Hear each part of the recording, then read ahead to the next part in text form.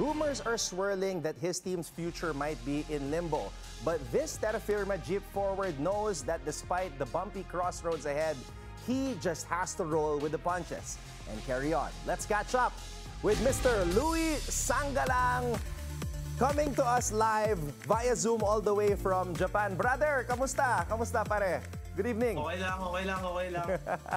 Kamusta naman ang panahon dyan sa Japan? Summer ngayon dito, so parang nasa Pilipinas lang din. Okay. Kasi ngayon sa Pilipinas, medyo maulan eh. Oo. Anyway, brother, maraming salamat sa oras. Thank you for staying up kasi 1 hour ahead kayo dyan sa Japan. Gusto lang kita i-congratulate kasi pare, naka 2 years ka na sa PBA. Tapos yung huli mong conference sa Philippine Cup, grabe yung mga numero mo. 17 points per game, 7 rebounds per game, 3.1 assists per game. Parang mas maganda pa ata yung linalaro mo dyan sa PBA kaysa sa Letran, ha? Pero naka 3 championships ka sa Letran. Kamusta naman yung 2 seasons mo sa PBA? First 2 seasons ko sa PBA, parang natutunan ko kailangan tough ka sa physically and mentally. Dapat ready ka. Kasi iba na eh. Yung mga kalaban mo, puro veterans na. So, kailangan mentally prepared ka and physically prepared ka din.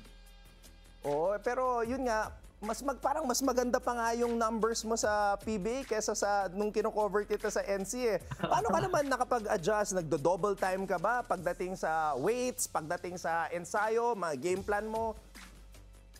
Sa ensayo, ganun, pupuhunan din ako sa sarili ko, sa katawan ko para pagdating sa court, alam mo yun, may baon akong kumpiyansa kasi alam ko na pinaghirapan ko to, kaya yung kumpiyansa ko doon ko kinukuha para ma-boost yung confidence ko sa loob ng court.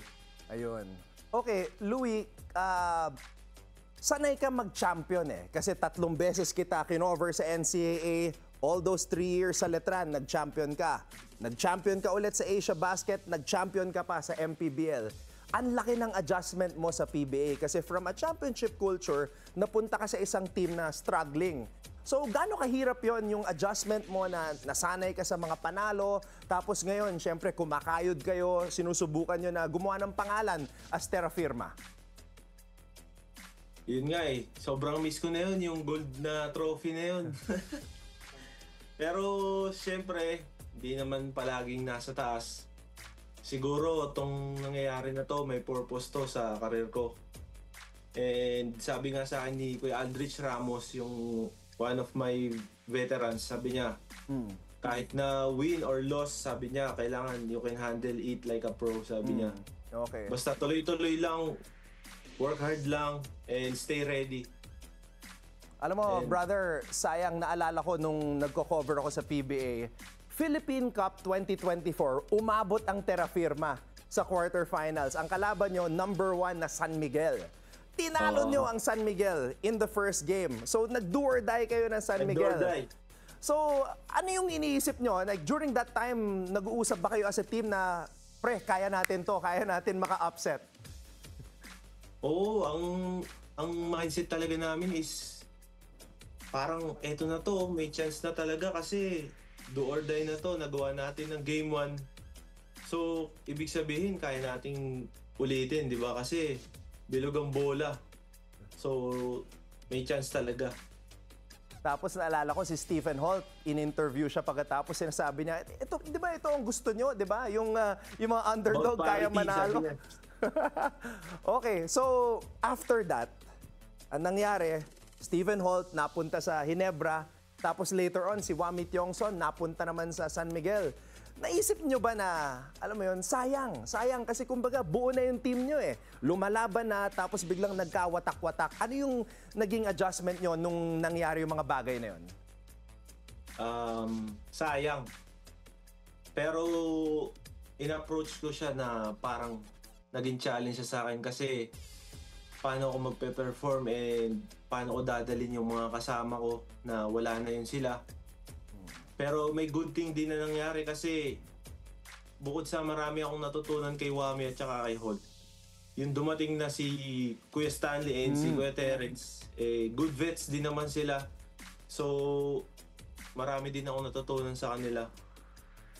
Louie, ngayon, syempre ang pinaka mainit na balita with regards to Terra Firma, yung uncertain future. Kahit ikaw, in-interview ka, sinabi mo, hindi mo pa alam kung ano mangyayari. Pati si Stanley Pringle, pinapirma niya yung jersey niya sa lahat ng mga teammates. So, kamusta naman yon yung last game nyo nung natapos kayo sa Philippine Cup? After ng game namin, parang nagbanding kaming teammates. Parang nagpapirma si Kuya Stan ng jersey niya kasi we're not sure nga sa mangyayari. Di namin alam kung mangyayari kahit sino sa amin. Pero we're just staying ready lang. Kami, lalo na yung ibang kasama ko, sabi ko, stay ready lang tayo whatever happens. At least ready tayo, di ba? Tsaka brother, di ba yung kontrata mo live pa? As in, meron ka pang existing contract ngayon sa Terra Firma. Oo, ongoing pa ako ngayon. Okay, so sa ngayon, ang instruction lang sa'yo is just stay ready at mag-abang kung ano mangyayari. Yun ang sa amin. Pero ako din sa sarili ko, lagi kong inaano sa sarili ko na kailangan ready ako.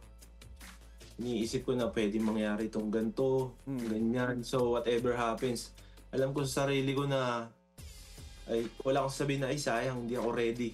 I'm not ready to play. So ako, kahit nandito ako, nagwo-workout ako, nag-extra ako, I'm just staying ready lang, kuya. Okay. Louie, pagkatapos ng 2 seasons, you're getting ready kahit anong mangyayari for your 3rd season in the PBA. Ano yung mga bagay na dadagdag mo sa laro mo? Kasi syempre, alam ko, nandoon yung post-up mo, yung toughness mo. Ano pa yung gusto mong idagdag sa laro mo? Siguro yung outside shot, kailangan ko na maging consistent. Kahit pa paano dumarating na siya sa akin. Pero need ko yung maging consistent. Tsaka sana makapag-perform ako consistently na maganda habang nakukuha namin yung win. Ganon. Okay. Louie, napapanood mo ba yung semis ngayon? Nakita mo ba yung ginawa ni L.A. Tenorio nung isang gabi? Grabe nga yun. Grabe yun si Kuya LA. Talagang nawindang lahat kay Kuya LA talaga. Di ba? Pati Eto. si Coach Tim Cone. Eto, brother, bukas, Game 7. Sino sa tingin mo yung llamado sa bakbakan na yon? San Miguel, Ginebra? Kasi syempre, momentum, nasa Ginebra, kakashoot lang ni LA. Pero yung San Miguel, may Junmar Fajardo naman, may CJ Perez. So para sa'yo, sino sa tingin mo yung mas malaki yung chance sa manalo? Game 7. Para sa akin, kuya, kung sino siguro yung unang mag-click sa kanila kasi magkaiba silang strength. Sabi mo nga, mayroong Junmar. Sa kabila naman, may Scotty, tas maganda yung system din nila. So parang para sa akin, kung sino yung unang mag-click sa start, parang ngayon yung makakakuha ng Game 7. Kumbaga depende kung sino yung makauna. Wag lang magpatambak sa una, no? So, okay. Ang hirap kasi pagka Ginebra at San Miguel Alam mong kayang ibigay niyan hanggang huli.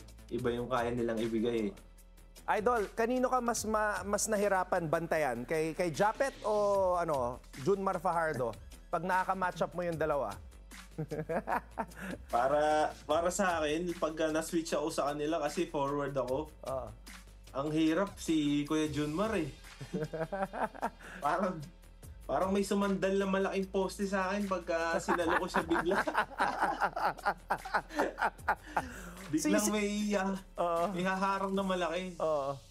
Sa mga nakaka-match up mo sa PBA sa forward position, kanino ka pinaka na bigla na, uy, nandito na pala ako sa PBA, ka-match up ko na pala to?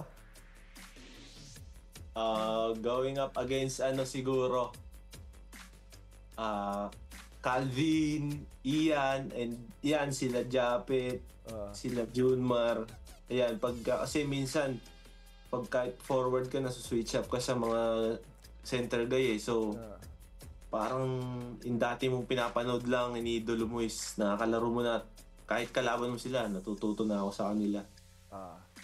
Eto, brother, may tanong lang ako, curious lang ako kasi syempre galing ka sa 3 champion sa NCAA, marami sa mga kakampi mo na sa PBA, katulad ni Fran Yu.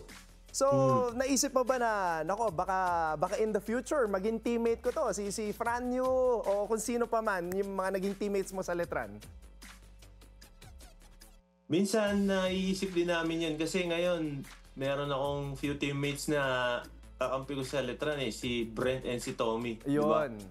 So, parang tapos yung coach pa namin is si Coach Raymond Chonko din, di ba? Sa Letran. So, napapag-usapan namin minsan yan. Paano kaya kung ganito, no? Kung mabuo natin yung Avengers sa Letran. Kung mabuo natin yun, ang ganda na. Avengers, ha? Sino si Fran Yu sa Avengers? Sino ba siya doon? Yun na mamana. Yun na mamana. Si Hawkeye ba? Si Hawkeye. Okay. Louie, bago tayo magtapos, syempre, hindi pa natin alam kung ano magiging next chapter sa career mo. Pero kung sino man ang kumuha sa'yo, kung ano man ang mangyayari, kung mabili itong Terra Firma franchise, ano yung maipapangako ng isang Louie Sangalang sa susunod na team, sa susunod na mga teammates na kukuha sa kanya? Sa akin, kuya, alam din ng mga nakakapanood sa akin kung anong kaya ko ibigay, energy, toughness, or defense, kung anong kailangan ipagawa, kaya ko mag-adjust, and sabi ko nga, ready lang. So, I can perform naman siguro, alam ko naman din sa sarili ko, kuya, and may tiwala ko sa sarili ko na kaya mag-perform. So, sana magtuloy-tuloy pa ang pag-angat. Ayan, nagsisimula ka pa lang, brother. 2 seasons in the PBA. Congratulations. Masaya kami sa mga nagagawa mo. Tuloy-tuloy lang, brother. And tiwala lang sa Diyos. And kung ano man ang mangyari sa susunod na chapter ng career mo, all the best. And maraming salamat, Louie. Thank you, kuya. Thank you. Thank you sa inyo. Thank you. Ingat ka dyan sa Japan. Ingat, ingat. See you pagbalik mo. You. Okay. Thank you. Louie Sangalang with us here on The Scorecard.